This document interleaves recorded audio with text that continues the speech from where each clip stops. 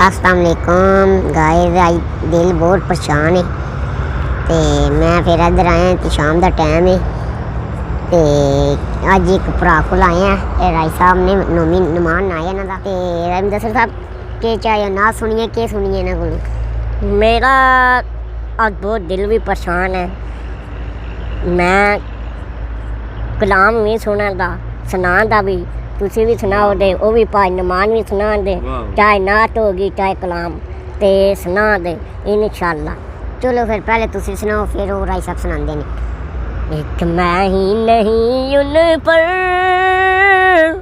कुर्बान ज़माना है, एक मैं ही नहीं उन पर कुर्बान ज़माना है, जो रब्बे दो आलम का महबूब जगाना है, एक मैं ही नहीं उन पर कुर्बान ज़माना है।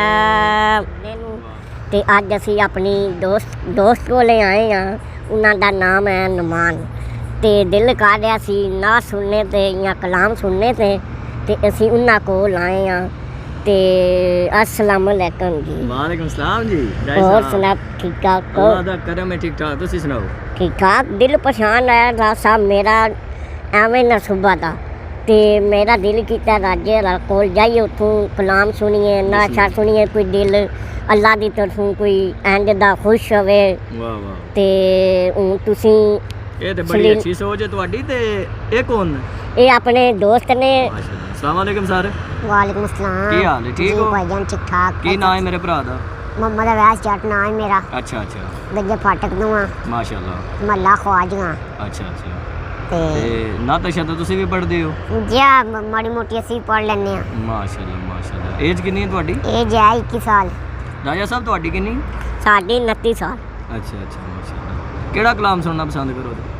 जेड़ा मर्जी सुना, अच्छी वीडियो बननी चाहिए दोस्तां ते दोस्त सुनन दे ते सुभान अल्लाह लिखन दे कमेंट ते शेयर भी करन दे, उन्हां दा दिल भी खुश होवेगा।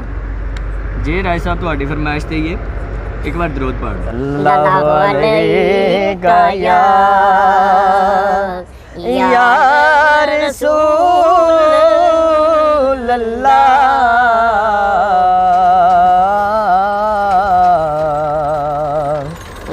वसल्लम अलैका या हबीब अल्लाह। पढ़िए सल्लल्लाहु अलैका या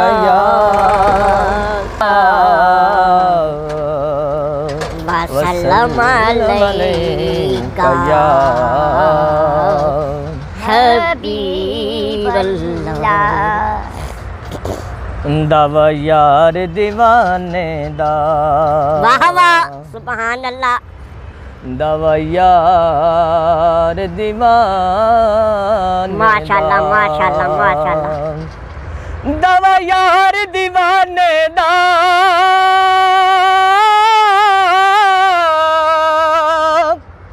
दावा यार दीवाने दा,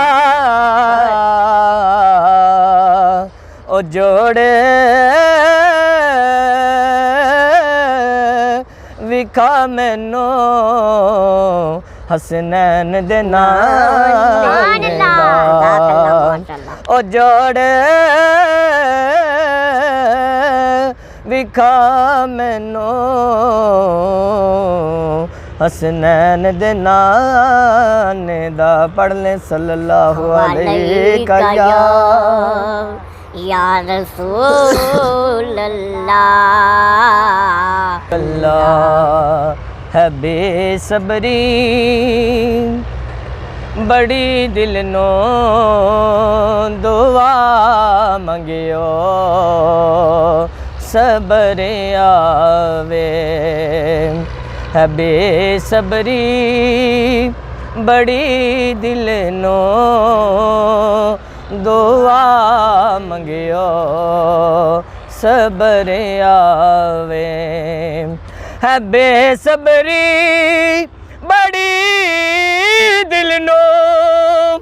दुआ मंगियो सबर आवे जेड़े मुख दी है सिख सानों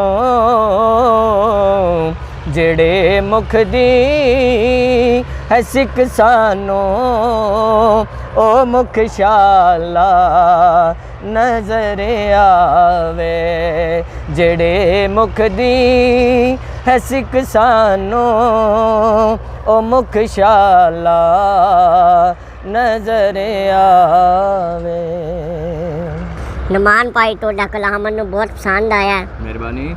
ਉਮੀਦ ਕਰਨਾ ਤੇ ਦੋਸਤਾਂ ਨੂੰ ਪਸੰਦ ਆਇਆ ਹੋਵੇਗਾ ਤੇ ਇਨਸ਼ਾਅੱਲਾ ਤੁਹਾਨੂੰ ਵੀ ਅੱਲਾਹ ਤਾਲਾ ਲੰਮੀ ਜ਼ਿੰਦਗੀ ਦੇ ਤੇ ਸਾਨੂੰ ਵੀ ਦੇ ਆਪਣੇ ਦੋਸਤਾਂ ਨੂੰ ਵੀ ਦੇ ਤੇ ਆਵਾਜ਼ ਤੁਹਾਡੀ ਬਹੁਤ ਪਸੰਦ ਆਈ ਹੈ।